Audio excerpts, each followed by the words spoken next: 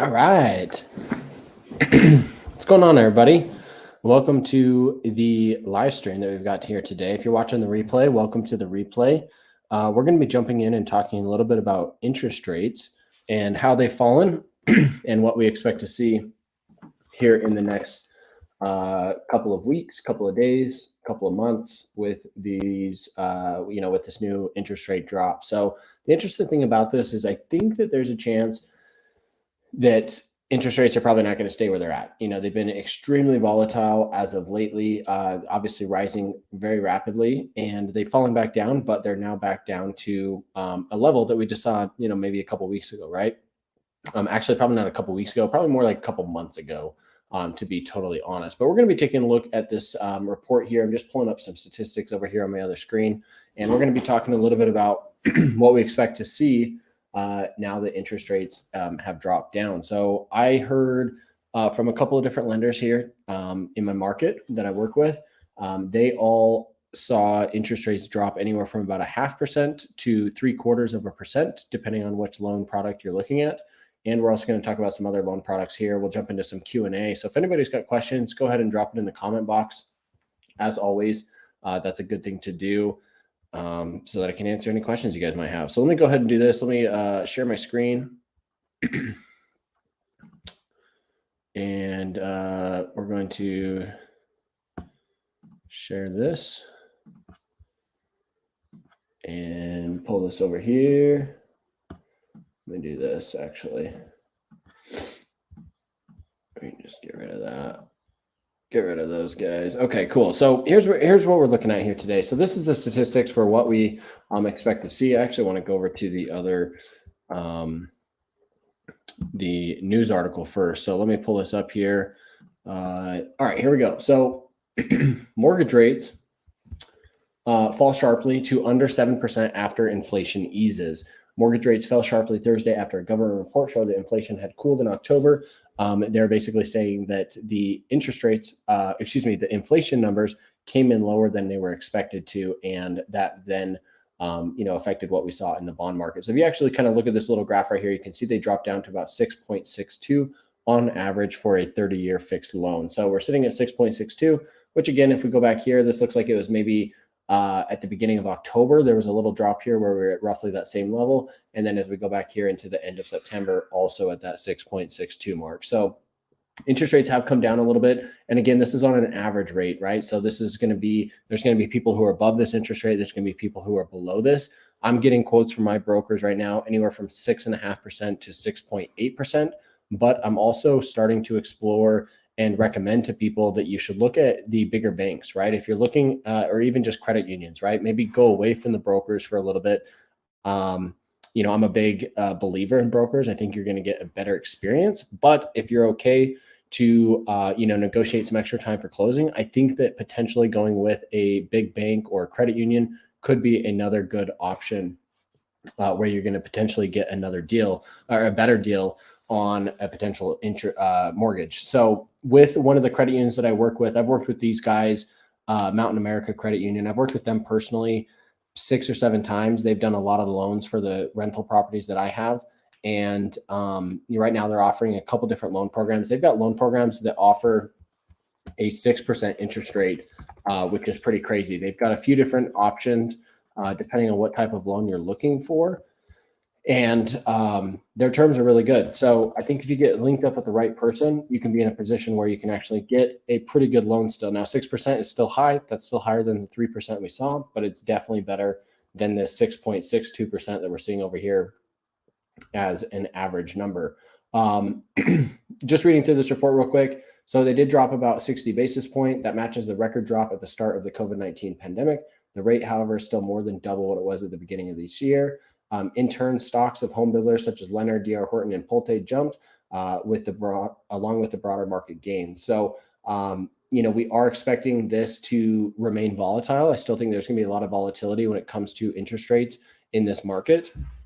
But again, if you can pick up one of those better interest rate loans, you're going to be in a much better position. Depending on the loan amount that you're going for with this interest rate drop right here, you're going to be looking at saving anywhere from about $200 to $300 per month, depending on how much you're financing. So it's going to be a pretty substantial savings. You know, having, if you were to lock in on a mortgage interest rate right now, you'd be saving that much as opposed to if you'd locked in earlier this week. So definitely some big savings there. If you've been sitting on the fence waiting to jump in, that's something that you should definitely consider, because I think there's an opportunity here. And who knows, you know, they may continue to go down. They may go back up. Nobody really knows what's going to happen. I'm personally thinking that they're going to fluctuate quite a bit. I think if there's a good day, you know, in the stock market, a good day in the economy and in the news and stuff, then interest rates will probably go down. But if there's a bad day, they're going to climb right back up. So I'm expecting some volatility still, but just kind of touching on some of those loan programs that we have from Mountain America Credit Union. They've got a conventional loan. It's 5% down. There's no mortgage insurance. And this is something you can use on a primary loan or, a primary home or a second home, which would be considered a vacation home. And they also have a 40-year amortization loan program that is designed specifically for first-time home buyers, which allows up to 100% financing with no mortgage insurance. Now, there is a balloon on that loan payment at 15 years, but still, this is a pretty insane loan program to be offering right now. I mean, 40-year amortization with 100% financing, that is pretty phenomenal. So some really good programs out there right now. Again, hey, it looks like we're getting people jumping on here. Thank you so much for joining us here. If you guys have questions, drop it in the comment section below. If you're thinking about making a move here, reach out to me as always. But this, the purpose of this live stream here is just kind of talk about interest rates, answer any questions that anybody might have, and just kind of fill you in on what's going on in the market. So I want to jump over here and talk a little bit about, let's go like that. So we're going to come over here and take a look at statistics. So I did release a video talking about the statistics here in the market and what's happening. And I'll just kind of recap that here. So a couple things that you want to take a look at. Let me go ahead and just highlight a few things here. So we're looking at October and September of this year, just kind of looking month over month. Looking at this data here. In September, we saw 3,500 home sales. And in October, that dropped substantially down to 2,500 home sales in just 1 month. So that's almost a 40% drop in just 1 month. But the actual sales price remains steady. You know, this is for all homes across all markets here in Utah.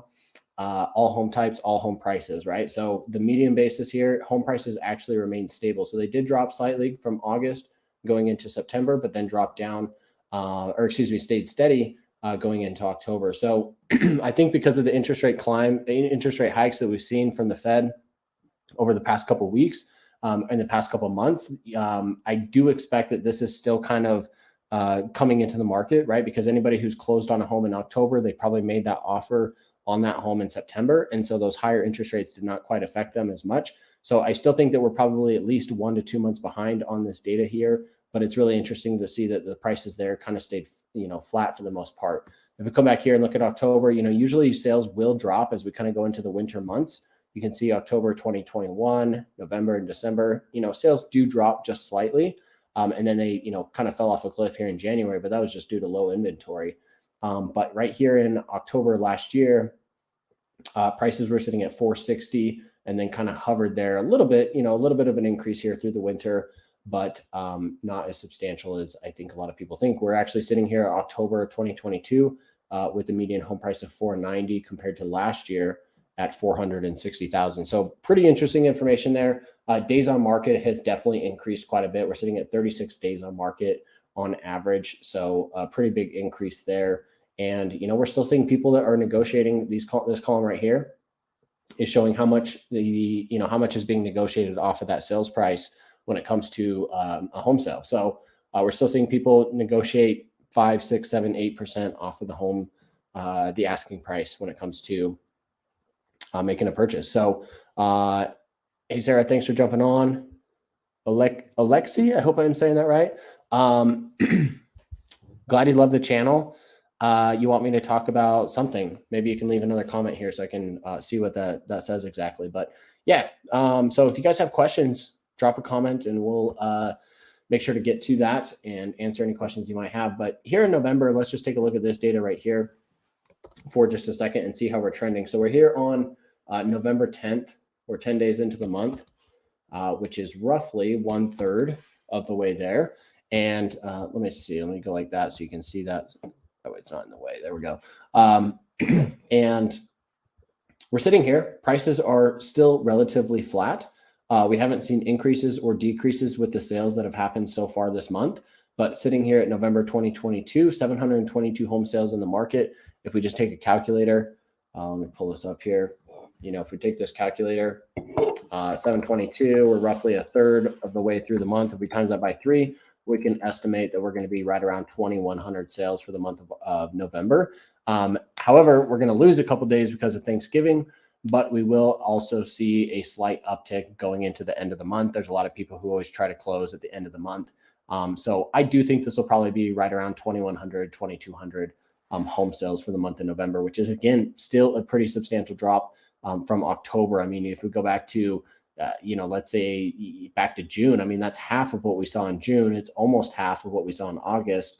Month over month, it's going to be another, that's another 15 to 20% drop. So a pretty substantial drop in the number of sales that are happening, but home prices are still staying mostly flat. So not a lot of changes there. But yeah, that's kind of what's going on in the market, guys. Let's see what we've got a comment here. Delfino.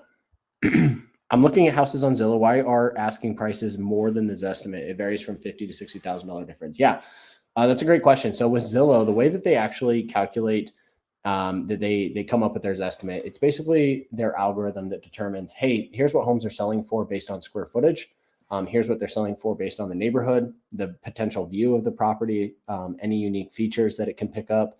Those are the things that Zillow is looking at specifically. So the Zestimate is actually probably in this market, they've probably adjusted it slightly to reflect what they think the home will actually sell for, right? So what a seller is asking for the home is going to be different than what the home actually sells for. So if Zillow says, hey, we think this home based on the Zestimate is, going to sell for 900,000, but the owner is asking for $1 million.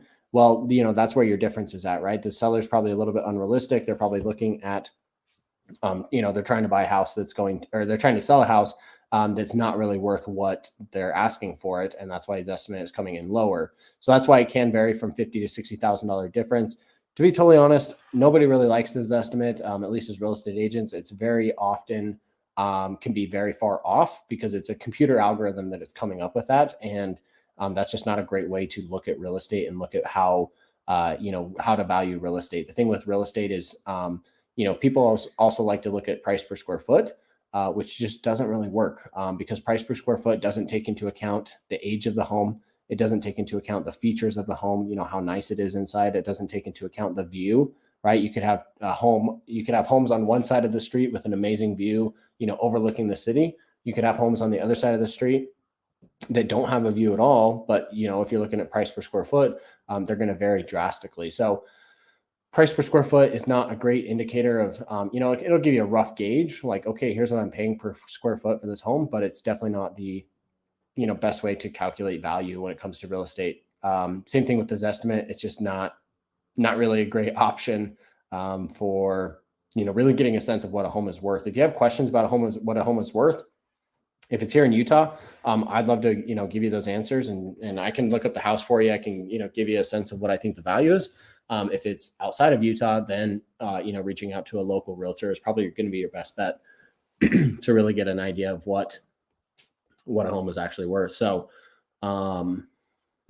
yeah, so let's, we're going to jump over here and, I'm going to stop sharing my screen for just a second and I'm going to pull up some other,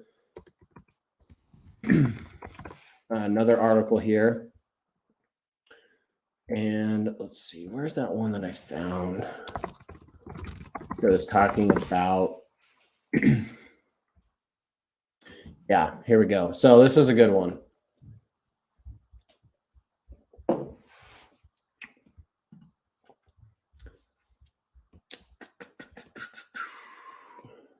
All right, here we go. So this is another article here about, let me do this, share screen. This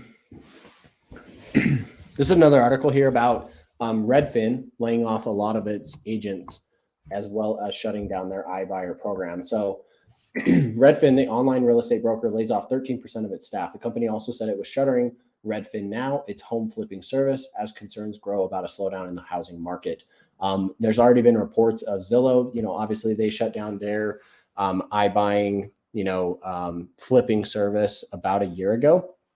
And I believe they just, finalized selling off all their homes that they had in their inventory just last month. I think they finished that up in October, I think is what it said, maybe October or September. But so Zillow was kind of the first one to drop out of this. They probably got really lucky because they were starting to offload inventory as the market started to shift.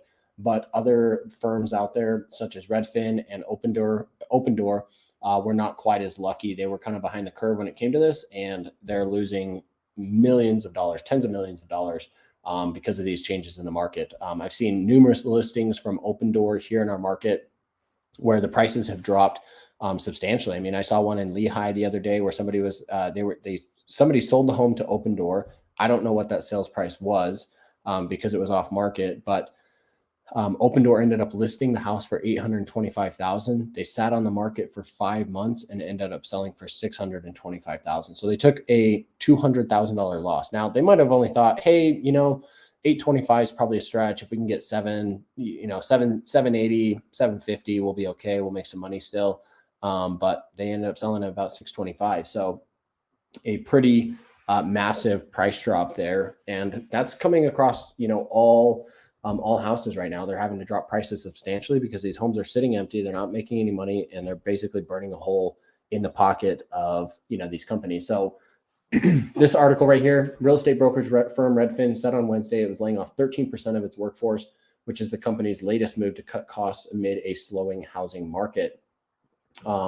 Chief executive sent an email to employees. The moves are Redfin's latest effort to cut back as concerns grow about the housing market.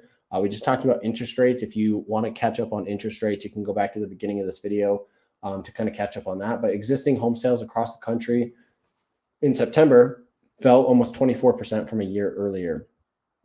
Inflation has accelerated. Yeah, we already talked about that. Redfin's headcount spanning Redfin and its subsidiaries has fallen at least 27% since April 30th. The company said in its email to employees, about 20% of employees who lost their job are now being offered another role within the company.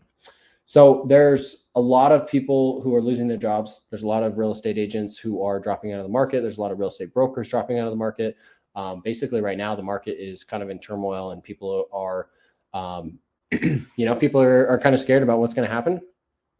Thankfully, thanks to a lot of you guys, I've stayed busy through this time and haven't seen much of a shift in my own business. There's always cycles on an individual level. There's going to be, times where, there's a couple dozen people moving here, and then there's going to be other times where it's 5 or 10 people. So it's always going to fluctuate. But thankfully, because of you guys reaching out to me, which, by the way, my information you can find in the description box below. If you have questions or you want to talk to me about moving here or, buying or selling a home, I'd love to do so. I'd love to chat with you about that. Thankfully, because of you guys, having reached out to me, I've stayed pretty busy throughout this time. And, things are still good. There's still a lot of people moving here to Utah. That's going to continue to support the market here in Utah. There's still a lot of demand for houses, and there's a lot of people sitting on the sideline. I mean, I probably talk to at least one to two people every single day who say, hey, Cody, I'd love to, jump into the market, but I'm just waiting until rates come down. I'm waiting to see what happens with, the election or with prices or with, this or that, whatever it might be, which I think is all valid concerns. But there's still a lot of people who are waiting to jump into the market, and there's a lot of people moving here, for different jobs and whatnot. And Utah's a great place to live, and there's a lot of growth happening here in the state. And I think that's going to continue to prop up the market. So just to kind of wrap up my thoughts on the market, I'm still expecting prices as they kind of catch up with these higher interest rates. Although rates did drop today, that is going to slow things down, which will be good. But I am expecting prices to still come down about another 5 to 10% through the winter months, not only just because winter is usually slower in, winter months are always slower because you have the holidays, it's cold, it's wet, it's snowy, it's dark, people don't really want to move during the winter. So it's always a little bit slower. It's a seasonal thing, but, couple that with the interest rates and inventory levels where they're at and everything like that, I do expect prices to come down probably another 5 to 10%. The thing that I think you have to remember with that, though, is even if prices come down 5%, that might not make a huge difference on like what you actually pay overall, right? So if you're at, let's say you have a $500,000 loan amount at, let's see, we're talking at 6.5%. So let me just pull this over here. I'm going to pull this up on the screen. I think this is important too to take a look at, because if you are, so here we go. So this is a mortgage loan, right? And let's say let's say that you're financing a home, and just for the sake of this, number situation here, let's say you're looking at a loan amount of $500,000 at a 6.5% interest rate. You're looking at a rough monthly payment of $3,160 per month. Now, let's say that prices come down 5% off of that. You're going to save $475,000, or you're going to save $25,000, which brings your loan amount down to $475,000. And that gives you a monthly payment of $3,002. So let's see what that difference is. It was $3,160 versus $3,160 minus $3,002. So you're saving $158 a month if prices come down that much. However, let's just say that, interest rates, let's say you were trying to buy a house yesterday, on this same scenario, $3,160, on the same exact scenario, you'd be saving that same amount of money. So just overnight, because interest rates have come down, you basically gained $25,000 worth of purchasing power at this price point. It's going to vary a little bit because it's based on a percentage. So it'll vary a little bit based on what, loan amount you're looking at, whether it's 500,000 or $1 million or whatever. But theoretically speaking, you're going to be saving a little bit more, actually, even just having gotten that 6.5% interest rate. So if prices do come down, that is a benefit. But it really depends on how what your interest rate is as well. If the interest rate drops or goes up, right? Even if prices come down 5 or 10%, if interest rates go back up above 7% in the next couple of months, you might be in a worse position. So the thing about it is, it's like, hey, nobody really knows what's going to happen. So you kind of just have to, make a decision, make sure it's the right one for you, and then kind of pull the trigger on it and get started with that. I think the good thing about it is everybody's kind of expecting rates to come back down at least 1% to 2% in the next, I'd say probably 18 months, maybe 24 months. But yeah, 1 to 2 years, I think everybody's going to say the interest rates will be back down once inflation hopefully gets under control. We should see these interest rates, dip below 6%, hopefully even dip below 5%, which would be huge, because this makes a huge difference, right? If you're at 6.5%, versus 5%, I mean, that's over $500 a month on your payment. So a massive difference there, just from a 1.5% interest rate change. So I think there's some really valuable information here.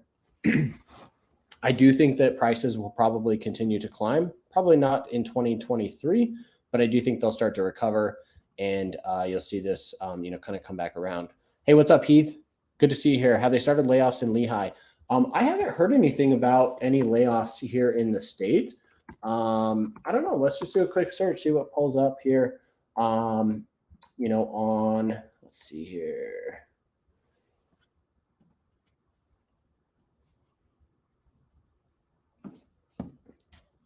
I don't know. I just did a quick search for Utah tech, tech job layoffs, and every article that comes up is just talking about the general market. Here we go. Nope, that's an old article from a couple of years ago. Heath, I can't find any information about tech layoffs, here in Utah. Here's one article. So Nu Skin, which is a skincare company. It's not really a tech company. Oh, this website's blocked with an ad blocker. It says that they started to lay off some employees, but yeah, I mean, as far as the tech companies laying off people, we really haven't seen that here in Lehigh. I'm sure that some people have lost their job. I'm sure there's a little bit of that going on. 5 to 10% of the market, maybe, just to kind of follow what's happening on a national trend. But for the most part, I mean, jobs are remaining strong here. And, that's the thing with tech. It's like a lot of these big tech companies have overhired, and now they're saying, whoa, we kind of have too many people on staff, let's go ahead and lay some people off. So, I'm sure there are people who are getting laid off, but I haven't heard anything about that specifically. Hey, Phil, Utah, USA, the best and all over. I agree. Utah's a great place to be. So yeah, that kind of wraps up our video here, guys. I really appreciate everybody jumping on. We're going to be trying to do these live streams once a week, every Thursday night at 7 o'clock Mountain Time. I just want to jump on here with you guys, answer any questions. If you guys do have any other questions, I'll stick around here for a minute and, just post a comment in the little comment section here on the video. And I'd love to answer any questions, whether you got questions about where to live, what house prices are doing, what's going on in the market, developments coming to Utah, what's going on with the airport, the prison. I mean, whatever you guys want to know about Utah, I'm a 100% open book and just want to share this information with you. And as always, if you guys are reaching out or you're moving here, reach out to me. You can call, text, or email anytime. And you can find my information in the description box down below underneath this video. So go ahead and reach out to me. You can shoot me an email. Email is usually best. If anybody does have questions, you can shoot me an email and just kind of lay out what your questions are, what your situation is, and we'll be sure to get you taken care of. Also, I'm considering, we've got a lot of really cool videos coming up in the next few weeks. Let me do this. We've got a ton of really cool videos coming out in the next little bit. Also, if you guys are interested in St. George, I do have a St. George, Utah channel that you can check out as well. And you might find some value there. It's a totally different environment.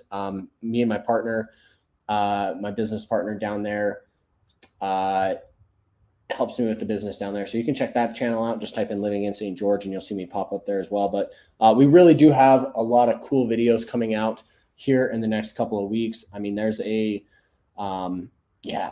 looking at this list here that I've got on my screen here, we've got 5 videos coming out here in the next couple of weeks. And there's going to be some good information. We're going to be talking about investing. We're going to be talking about new construction. We're talking about where to live, the different lifestyles, whether you should buy a home right now or not. And I did just release a video on where to live in Salt Lake County. So if you're interested in Salt Lake County specifically, I did like a 20-minute video where I talked about everything you need to know about the county and what the differences are, the pros and cons to each individual area. So that's a really good video to check out as well. One other thing that we're going to talk about here before we wrap it up, again, if anybody's got questions, drop it in the comment section now so I can go ahead and see it and answer it before we jump off here. So there's, looking at my other screen here, we've got a video coming out on the worst home builders in Utah. This is something I get asked about a lot. Hey, who are the good builders? Who are the bad builders? I've got a video coming out on that here shortly. But I also want to talk about the opportunity that's coming with new construction. If you're looking at a spec home, which is basically a home that a builder has built and is slated to be finished in the next, let's say, 1 to 3 months, you're going to find a lot of opportunities on that. Builders are getting very desperate to sell these homes. They're getting desperate to offload them. And they're basically, sorry guys, something in my throat tonight. They're basically, at the point where they're just offering huge discounts. They're even offering to pay agents like myself more to bring them buyers, which is pretty crazy because just 6 months ago, they were like, yeah, we don't really need you guys. We just want the buyer. You can, get lost. And they weren't really willing to pay, real estate agents. And now that's changed pretty drastically. But yeah, these builders are offering price drops. They're offering incentives. They're offering basically anything you want. You can negotiate appliances, you can negotiate landscaping, maybe even getting the basement finished or a portion of the basement. There's a lot of really good opportunity coming in new construction. If you're looking at the possibility of even building a home, right? If you want to go into a builder and lock in a home and say, hey, I'll put up money right now and do a new construction build with you, that's going to be maybe 6, 9, 12 months out. Builders would love that. They would absolutely love to take you up on something like that. I think if you negotiated and said, hey, we'll throw down some money, it's going to be non-refundable, right? You kind of really have to commit to the process. I think there's going to be a good chance to do that and really get a really good price on the home. The builders are going to be willing to work with you pretty heavily, whereas before there was kind of just like, hey, they had 6 people out the door waiting to buy this house. So they didn't have a lot of flexibility, but now that has changed drastically. So the leverage has really gotten back into the the buyer's hands on being able to negotiate these things with the builder. So I think there's also opportunity there if interest rates do start to come down going into next year. I mean, we already saw them drop just over 0.5% today. I think if interest rates continue to come down, let's say they get down to 6% or maybe even 5.5% in the next couple of months, excuse me, by next summer, I think there's going to be a good opportunity where you could actually get a really good price on the home, and you're going to get a good long-term interest rate. So that's pretty cool too. Heath, yeah, I'll do a video on the best investment opportunity areas. Right now, that's the interesting thing about this. So I'll just kind of touch on this briefly. Investment properties here in Utah are extremely hard to find. The reason being is that anybody who owns an investment property, they know that they've got a piece of property that is highly desirable. So these sellers, these landlords are sitting on property. They've got a lot of equity in them. They're rented. The rents on them have risen substantially in recent years. So they're making money on it every single month. They're not really in a pressure. They're not they don't have any pain points to sell the home at a discount, right? And so right now, a lot of investment real estate is frankly overpriced, right? If you're going for cash flow, it's going to be next to impossible to find something that cash flows.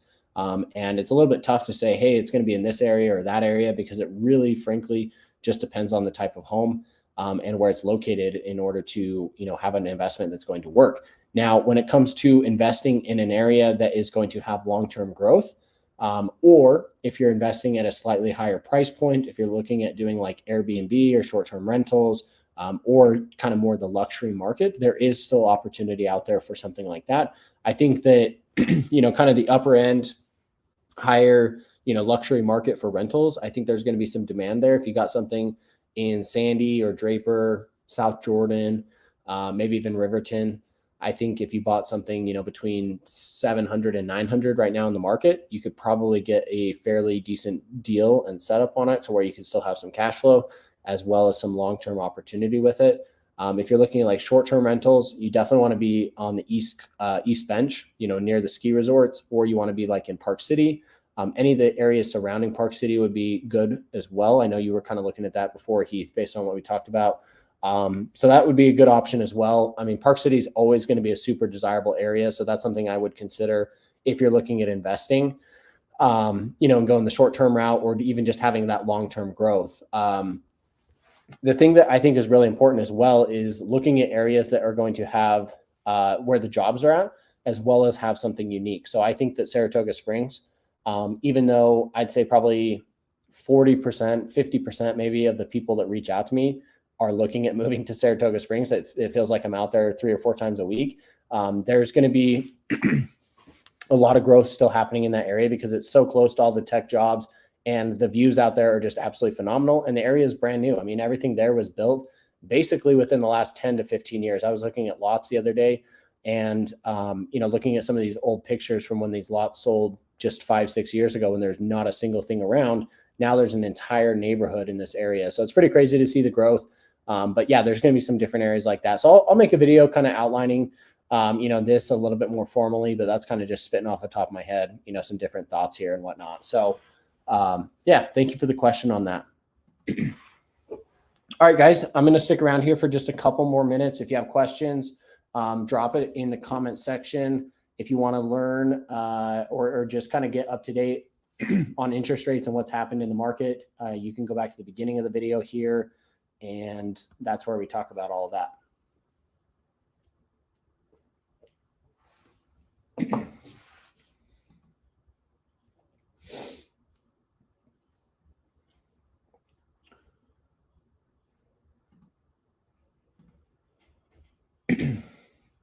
Questions. Hey, if you guys haven't already done so, make sure to subscribe to the channel. There's a lot of people who watch my videos that are actually not subscribed to the channel.